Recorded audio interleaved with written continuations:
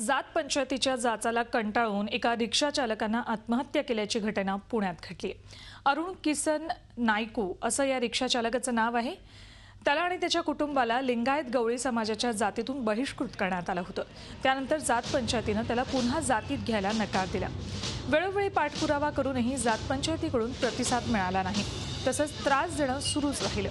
त्यामुळे आत्महत्या केल्याचा आरोप कुटुंबियांनी केलाय। पुण्यातील मोंढवा भागात साईनाथ नगर भागात तो राहत होता। चंदननगर पोलिसात याबाबत गुन्हा दाखल करण्याचं काम सुरू आहे। जात पंचायतीच्या पंचावर कारवाई होत नाही तोवर मृतदेह ताब्यात घेणार नाही अशी भूमिका नायकू यांच्या कुटुंबियांनी घेतली आहे। एक वनप्पा पैलवान, मानकाप्पा औरंगे, विठ्ठल पैलवान, काका किसन जानूबस आणि ज्ञानेश्वर जानूबस। काल 3 जणांकडे गेलते, त्यामुळे त्यांचा काय वाद झाला ते आम्हाला माहित नाही, पण एवढं म्हणलं की मला पराक्षी त्यांनी भिकारी करून टाकलं म्हणते, आणि त्या डिप्रेशन मध्ये माझ्या संगत येऊन रडायला लागले समोर। काय म्हणणं आता आमचं एवढंच म्हणणं की त्यांनी त्या ज्या व्यक्तींनी आमच्यासोबत हे केले वर्षभर 2 वर्षात त्यांच्यावर कारवाई केली, त्याशिवाय आम्ही बॉडीला काही करणार नाही। भावानं समाजाला कंटाळून भाषी घेतली। समाजाने काय केलं नेमकं? बहिष्कृत केलेले 2 वर्ष झाले आम्हाला। या संदर्भात आपण अधिक चर्चा करूयात। आमचे प्रतिनिधी अरुण मेहत्रे पुण्याहून आपल्यासोबत आहेत। अरुण, ही घटना पुण्यात घडली असं म्हणण्यापेक्षा पण जात आणि जात पंचायतीचा पगडा समाजाच्या कानाकोपऱ्यातून सुद्धा जाताना दिसत नाहीये, त्याची दहशत वाढताना दिसतीये।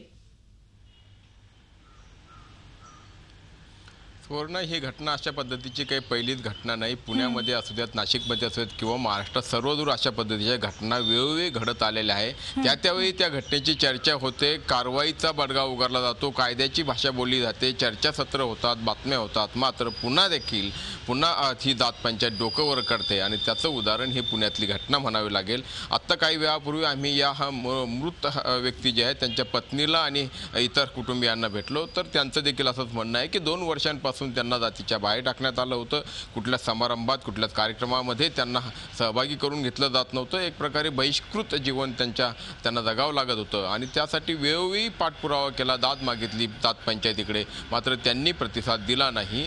ते कुठल्याही परिस्थितीत त्यांना जातीमध्ये घ्यायला तयार नव्हते आणि कारण ज्यावेळी विचारलं त्यावेळी हे कारणही अशाच पद्धतीचं क्षुल्लक किंवा कालबाह्य म्हणावं लागेल। यांच्याच जातीतल्या एका तरुणानं बाहेरच्या जातीतल्या कुठल्या तरी मुलीशी लग्न केलं आणि त्या लग्न समारंभामध्ये हे कुटुंब उपस्थित होतं, सहभागी होतं, म्हणून यांना जातीच्या बाहेर काढलं गेलं असं यांचं म्हणणं आहे। ही जी 4 कुटुंब आहेत, म्हणजे 4 भावांचं कुटुंब, तर त्यांना या जातीतून बाहेर काढलं होतं। काल देखील पुन्हा आपल्याला जातीत घ्यावं या मागणीसाठी, या विनंती करण्यासाठी हा रिक्षा चालक गेला होता, मात्र जात पंचायतवाल्यांनी त्याला परतून लावलं आणि त्याच उद्विग्न अवस्थेत, त्याच भावनेतून त्यांनी आत्महत्या केल्याचं सांगण्यात येत आहे। आत्ता पुण्यातल्या चंदननगर पोलीस स्टेशनमध्ये गुन्हा दाखल करण्याचं काम सुरू आहे आणि पुन्हा एकदा जसं तुम्ही सुरुवातीला म्हटलात की अशी सगळी कारवाई होते, गुन्हे दाखल होतात, मात्र आता जात पंचायतीच्या लोकांवरती नेमकी काय कारवाई होते हे एक बघावं लागेल आणि अशा घटना पुन्हा घडू नयेत यासाठी काय काळजी घेतली जाते हे देखील महत्त्वाचं आहे। झी 24 तास